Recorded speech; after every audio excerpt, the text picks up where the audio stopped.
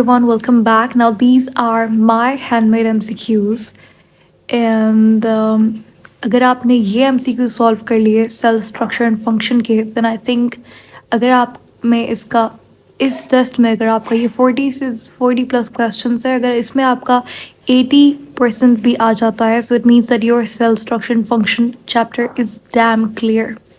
आपने हर चीज़ बहुत अच्छे से पढ़ी हुई है. And this test, I know it's not that easy, but ये टेस्ट अगर आप अटैम्प्ट करोगे या फिर ये वीडियो अगर आप देखोगे तो आई एम श्योर कि आप बहुत आसानी से कोई भी टेस्ट कर सकते हो, चाहे वो एस हो, किप्स हो, MD-CAT, PMC के पास पेपर, सेल स्ट्रक्चर की बात कर रही हूँ, या फिर कोई भी टेस्ट हो. IMET का भी अगर एग्ज़ाम्स ले लो तो उसमें सेल स्ट्रक्चर फंक्शन के आप हर टेस्ट आप सॉल्व कर सकते हो, ओ लेवल्स का हो, किसी का भी हो. ठीक है, शुरू करते हैं. Question number 1, middle lamella made up of. Middle lamella किससे बनी हुई होती है? कैल्शियम मैग्नीशियम पेक्टेट से. इजी क्वेश्चन था ये. ठीक है, middle lamella calcium magnesium pectate से बनी हुई होती है. फिर प्राइमरी सेल वॉल आती है, फिर सेकेंडरी आती है. प्राइमरी वाली सेलुलोज पेक्टिन हेमी सेलुलोज से बनी हुई होती है, जबकि सेकेंडरी सेल वॉल हमारे पास सेलुलोज एंड लिग्निन से बनी हुई होती है. बैक्टीरिया विदाउट सेल वॉल कौन सा होता है? माइकोबैक्टीरिया होता है. ठीक है, वो बैक्टीरिया, ये वो वाहिद बैक्टीरिया है जिसके पास सेल वॉल नहीं होती, क्योंकि प्रोकैरियोट्स के पास तो सेल वॉल होती है, राइट, बट माइकोबैक्टीरिया के पास सेल वॉल नहीं होती. Question number 3, फ्रेगमोप्लास्ट. फ्रेगमोप्लास्ट क्या होता है? सबसे पहले आपको ये पता होना चाहिए. जब देखो साइटोकाइनेसिस होता है तो हमारे पास सेल डिवाइड होता है, एक सेल से दो सेल बनता है. तो ये आप देख रहे हो ना, ये जो डिवीजन करवाता है प्लांट्स के अंदर, ये जो डिवीजन बनती है इसको हम फ्रेगमोप्लास्ट कहते हैं. फ्रेगमोप्लास्ट बनी हुई होती है मिडल लैमेला से. ठीक है, अगर आप अब इसके अंदर ये देखो बनी हुई होती है मिडल लैमेला से, लेकिन वो पूछ रहा है कि केमिकली कंपोजिशन उसकी क्या होती है. तो केमिकली वो बनी हुई होती है कैल्शियम मैग्नीशियम पेक्टेट से. अगर आपने लिखा है middle lamella is made up of phragmoplast is made up of middle lamella, तो ये स्टेटमेंट इस हवाले से सही नहीं होगा, क्योंकि उसने केमिकल कंपोजिशन पूछी है. तो फिर तो कैल्शियम मैग्नीशियम पेक्टेट हो जाएगा. ट्रैकियट्स ओनली प्रेजेंट इन एंजियोस्पर्म. अब ट्रैकियट्स क्या होता है? देखो जाइलम टिश्यू होता है, हमें पता है. जाइलम के अंदर दो चीज़ें होती है, दो कंपोनेंट्स होते हैं. एक होता है जाइलम वेसल्स और एक होता है जाइलम ट्रैकियट्स. जो वेसल्स होती है वो एंजियोस्पर्म में पाई जाती हैं सिर्फ, और जो ट्रैकियट्स होते हैं वो दोनों के अंदर पाए जाते हैं. तो ये फॉल्स है, क्योंकि वो बोथ एंजियोस्पर्म और जिम्नोस्पर्म दोनों के अंदर पाया जाता है. क्वेश्चन नंबर 5 के अंदर ये क्या चीज़ है? जाइलम वेसल है या जाइलम ट्रैकियड है? तो इसमें आइडेंटिफाई कैसे करेंगे? जो वेसल होती है ना, उसकी ये वाली लास्ट वाली सेल प्लेट होती है, उसके पास ये ऑब्लिक सेल वॉल होती है. ट्रैकियड के पास नहीं होगी.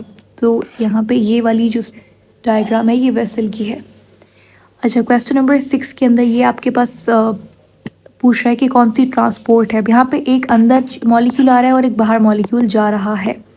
तो ये यूनिपोर्ट नहीं होगा, क्योंकि यूनिपोर्ट क्या होता है कि ये यूनिपोर्ट है. ठीक है, ये सिम्पोर्ट है और ये एंटीपोर्ट है.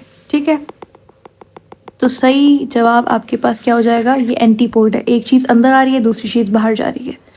क्वेश्चन 7, प्रोटीन दो होते हैं, एक होता है इंटीग्रल प्रोटीन और एक होता है पेरिफेरल प्रोटीन. इंटीग्रल को आप इंट्रिंसिक प्रोटीन बोलते हो और पेरिफेरल को आप क्या बोलोगे? Extrinsic protein. Extrinsic protein. ठीक है, और इसके अंदर आपके पास आप पढ़ते हो फैसिलिटेटेड डिफ्यूजन जो है वो इन्हीं प्रोटीन्स की वजह से होती है. ठीक है, क्वेश्चन नंबर 8, जो प्रोटीन की जो मूवमेंट होती है वो क्या होती है? देखो लिपिड, जो फॉस्फोलिपिड होता है उसकी मूवमेंट फ्लिप फ्लॉप होती है. जो प्रोटीन होता है, इस प्रोटीन की मूवमेंट होती है लेटरल और ट्रांसवर्स. तो ये देखो लेटरल ओनली नहीं होती, ट्रांसवर्स मूवमेंट भी होती है, तो ये फॉल्स हो जाएगा. Question number 9, active transport is a dash. तो एक्टिव ट्रांसपोर्ट क्या है? Dash distance transport. तो एक्टिव ट्रांसपोर्ट एक शॉर्ट डिस्टेंस ट्रांसपोर्ट है. ठीक है, जबकि जो ट्रांसपोर्ट जाइलम और फ्लोएम में होती है वो लॉन्ग डिस्टेंस ट्रांसपोर्ट है ना. ऐसे ही होगा. एक्टिव ट्रांसपोर्ट के अंदर क्या होता है? सेल से अंदर बहुत चीज़ें होती है, बहुत शॉर्ट डिस्टेंस के अंदर चीज़ें मूव कर रही होती हैं. Question 10, concentration of a solution is diluted. यानी कि हमारे पास ये एक सेल है, यहाँ पे पूछ बोल रहा है कि ये जो कंसंट्रेशन है सोल्यूशन की वो डाइल्यूट है, यानी कि सॉल्यूट उसके अंदर कम है, सॉल्वेंट ज़्यादा है। तो सेल प्लाज्मोलाइज होगा या सेल डीप्लाज्मोलाइज होगा? तो प्लाज्मोलाइज का मतलब पहले क्या होता है? श्रिंकेज। और डीप्लाज्मोलाइज का मतलब होता है टर्जिड हो जाना सेल का। अब देखो सोल्यूशन बाहर कम है, इसका मतलब ये है कि पानी अंदर जाएगा। पानी अंदर जाएगा तो यहाँ पे क्या हो रहा है? एंडोस्मोसिस हो रहा है ना? तो सेल क्या हो जाएगा? टर्जिड हो जाएगा, यानी कि डीप्लाज्मोलाइज्ड सही जवाब होगा।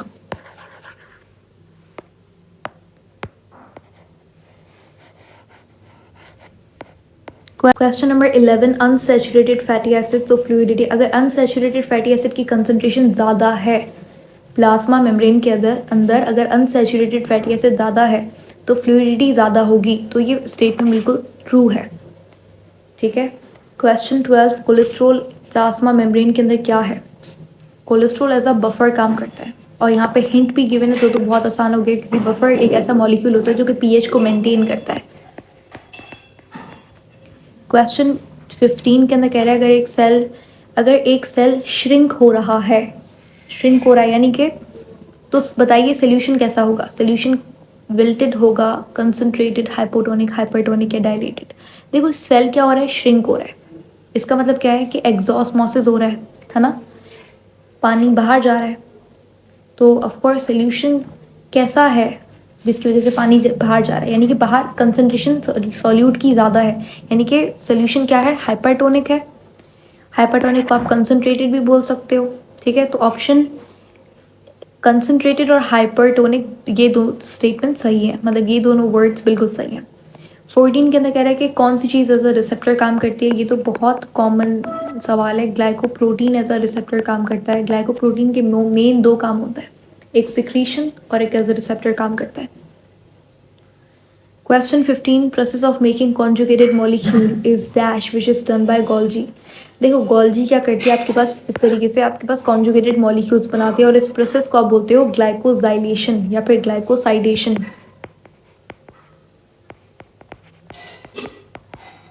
Question number 11, membrane of vacuole. Vacuole की मेम्ब्रेन को टोनोप्लास्ट कहते हैं। ये बहुत आसान था, ठीक है। Question number 17, blood cell is placed in a diluted solution. तो क्या होगा ब्लड सेल के साथ? अगर मैं ब्लड सेल को डाइल्यूटेड सोल्यूशन के अंदर रख दूं तो क्या होगा कि सारा का सारा पानी है बाहर का, वो ब्लड सेल के अंदर जाएगा, तो ब्लड सेल क्या हो जाएगा? बर्स्ट हो जाएगा। अब देखो यहाँ पे टर्जेट, श्रिंक वगैरह कुछ भी नहीं होगा। देखो श्रिंक तो वैसे भी नहीं होगा क्योंकि पानी अंदर जा रहा है, ब्लड सेल के अंदर हाइपरटोनिक कंडीशन है। सोल्यूशन क्या है? डायलेटेड है, यानी कि हाइपोटोनिक। यहाँ पे आंसर नन ऑफ दीज है। कैसे, क्यों नन ऑफ दीज है? क्योंकि देखो ब्लड सेल जो है ना, उसके पास सेल वॉल नहीं होती, तो वो टर्जिड, देखो अगर यहाँ पे प्लांट सेल होता तो टर्जिड आंसर हो जाता, लेकिन ब्लड सेल टर्जिड नहीं हो सकता क्योंकि ब्लड सेल के पास सेल वॉल नहीं होती, तो वो बर्स्ट हो जाएगा। एनिमल सेल के पास सेल वॉल नहीं होती, इसीलिए वो अगर उसके अंदर बहुत ज़्यादा आप पानी पुट करोगे, उसे अगर आप बहुत टर्जिड बना दोगे तो वो बर्स्ट हो जाएगा, ठीक है। अगर यहाँ पे मेरिस्टेमेटिक टिश्यू होता, अगर यहाँ पे पेरेन्काइमेटिक टिश्यू होता, अगर यहाँ पे प्लांट सेल का टिश्यू होता, कोई प्लांट सेल होता, तो यहाँ पे फिर आंसर हो जाता टर्जिड। समझ आ गया? Question number 18, lipid in membrane of cell. Cell के अंदर जो लिपिड होता है उसको आप फॉस्फोलिपिड बोलते हो, उसका नाम है लेसिथिन। क्वेश्चन नंबर 19, ये जो आप देख रहे हो साइटोप्लाज्म का पार्ट है जो न्यूक्लियस के करीब है, उसे आप क्या बोलते हो? साइटोसोल। जो बाहर की तरफ है वो क्या होता है? साइटोजेल होता है। Question 20, amino acid will be found in aqueous या फिर कोलाइडल सोल्यूशन। साइटोप्लाज्म के अंदर दो पार्ट्स होते हैं, एक होता है एक्वस और एक होता है कोलाइडल। एक्वस के अंदर आपका सारा सॉल्यूबल चीज़ें मिलती हैं, माइक्रो मॉलिक्यूल्स मिलते हैं। कोलाइडल के अंदर आपको इनसॉल्युबल पार्टिकल्स यानी कि आपके मैक्रो मॉलिक्यूल्स मिलते हैं। तो अमाइनो एसिड एक मोनोमर है, बहुत छोटा होता है साइज में, तो एक माइक्रो मॉलिक्यूल है, तो एक्वस सोल्यूशन के अंदर मिलेगा आपको डेफिनेटली। ये तो कॉमन सेंस की बात थी। 21 के अंदर कह रहा है ग्लाइकोलिसिस एक कैटाबॉलिक रिएक्शन है जिसके अंदर ग्लूकोज क्या होता है? तो ग्लाइकोलिसिस रेस्पिरेशन का फर्स्ट स्टेप है जिसके अंदर ग्लूकोज ऑक्सीडाइज होता है और पायरोवेट बना लेता है, पायरोवेट के दो मॉलिक्यूल्स बनाता है। 22 के अंदर कह रहा है कि pollen tube is developed by. अब देखो पॉलन ट्यूब डेवलप कौन करता है, एक क्वेश्चन ये भी बन सकता था कि pollen tube is grown by. देखो पॉलन ट्यूब होती क्या है, आपका जो एंथर होता है, एंथर से जब यहाँ पे स्टिग्मा स्टाइल ये ओवरी आपकी, तो ये स्टिग्मा है। अब जो यहाँ से यहाँ पे पॉलन बना एंथर से, तो ये पॉलन यहाँ पे जब आएगा तो यहाँ पे एक इनविजिबल ट्यूब होती है जिसको पॉलन ट्यूब बोलते हैं। तो पॉलन ट्यूब को स्टाइल से कंफ्यूज मत कीजिएगा, पॉलन ट्यूब एक मेल पार्ट है, ठीक है। मेल रिप्रोडक्टिव पार्ट में आप इसे काउंट नहीं करते क्योंकि टेम्पररी होती है और दिखती भी नहीं है आपको। बहुत ऐसे कुछ फाइबर्स होंगे जिनकी वजह से बनेगी ताकि अच्छे से पॉलन जो है वो स्टिग्मा के ऊपर स्टिक हो जाए। तो कहते हैं कि pollen tube is developed by. Pollen tube develop कौन करता है, माइक्रोट्यूब्यूल डेवलप करते हैं पॉलन ट्यूब। और पॉलन ट्यूब की जो ग्रोथ है वो करवाता है माइक्रोफिलामेंट। क्वेश्चन में डेवलप था तो हमने लिख दिया माइक्रोट्यूब्यूल। माइक्रोट्यूब्यूल डेवलपमेंट करवाता है इनिशियल स्टेजेस पे डेवलपमेंट, पॉलन ट्यूब की माइक्रोट्यूब्यूल करवाता है। Question 23, the layer which lies above protoplasm. Protoplasm के ऊपर जो लेयर होती है, सिंपल सी बात है, सेल है, ठीक है। प्रोटोप्लाज्म किसे बोलते हो आप, साइटोप्लाज्म प्लस न्यूक्लियोप्लाज्म। तो कहता है कि प्रोटोप्लाज्म है, ये मैंने प्रोटोप्लाज्म बना दिया, सारा प्रोटोप्लाज्म है। इसके ऊपर जो लेयर है उसको आप क्या बोलते हो, उसको आप, बहुत सिंपल क्वेश्चन है, सेल या फिर प्लाज्मा मेम्ब्रेन बोलते हो। Question number 24, lipid membrane model, यानी कि आपका जो ये फ्लूइड मोज़ेक मॉडल की बात कर रहा है कि कौन किसने दिया था, तो सिंगर और निकलसन ने दिया था 1972 के अंदर मॉडल। ये क्वेश्चन इंपॉर्टेंट है। रेटिकुलम लव्स का लिटरल मतलब होता है नेटवर्क। नेक्स्ट क्वेश्चन, RER कैसी है, ग्रैन्युलेटेड है या फिर ए ग्रैन्युलेटेड है।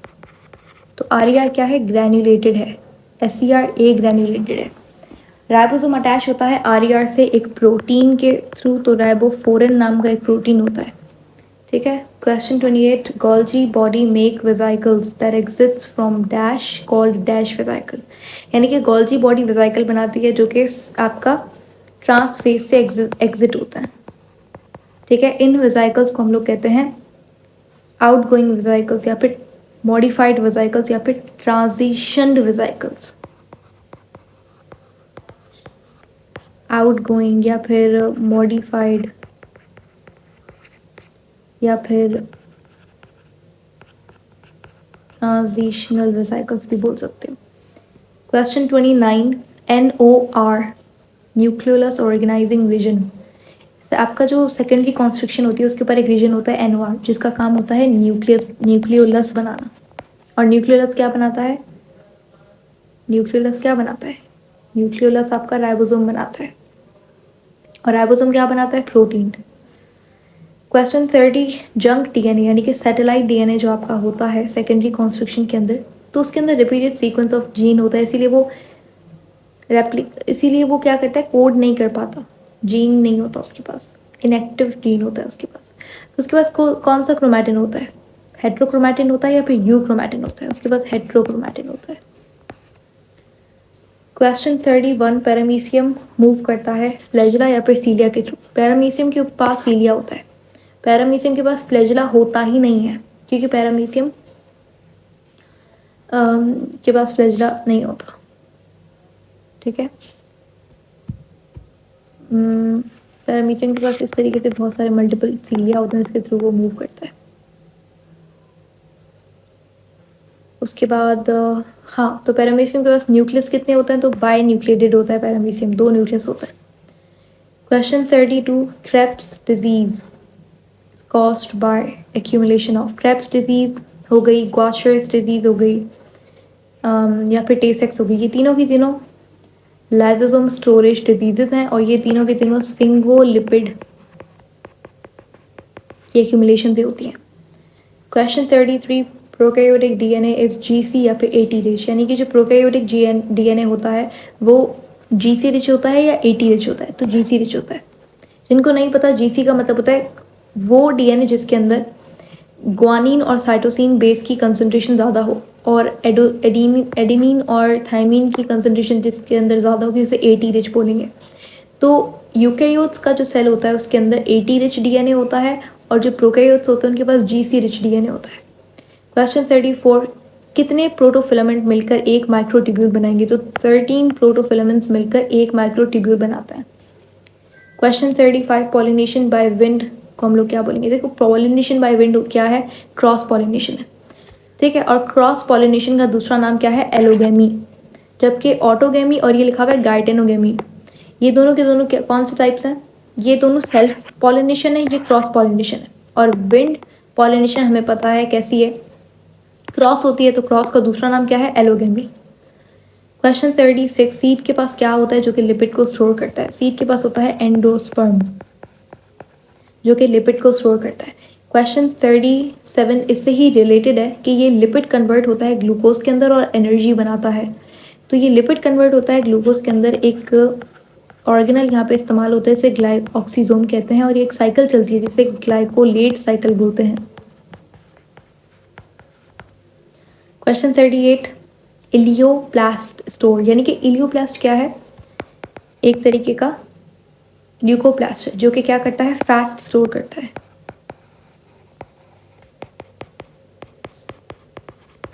Question 39, roots are dash, roots क्या है? नॉन ग्रीन है और इटियोलेटेड है। इटियोलेटेड यानी कि वो पार्ट जिसके अंदर क्लोरोफिल की जीरो कंसंट्रेशन हो। क्वेश्चन 40, डार्क रिएक्शन कहाँ पे होता है? डार्क रिएक्शन आपका होता है स्ट्रोमा के अंदर। Dark reaction takes place in, dark reaction होता है स्ट्रोमा के अंदर। Question 41, mitochondria is dash, mitochondria uniparental होता है। क्वेश्चन 42, H2O2 ब्रेकडाउन होता है H2O प्लस O2 के अंदर, और ये रिएक्शन होता है पेरोक्सीसोम के अंदर, और यहाँ पे जो एंजाइम इस्तेमाल होता है वो पूछा है इन्होंने, तो कैटालेस नाम का एंजाइम यहाँ पे इस्तेमाल होता है। Question 43, plant Golgi molecule is called, plant के अंदर जो गोल्जी मॉलिक्यूल्स होते हैं वो उन्हें डिक्टियोसोम कहा जाता है। 44 के अंदर कहता है कि सिस फेस जो है वो कौन सा शेप का होता है? तो कॉन्वेक्स शेप का होता है। ये थे आपके questions. I hope it was very helpful. I will see you guys in the next video.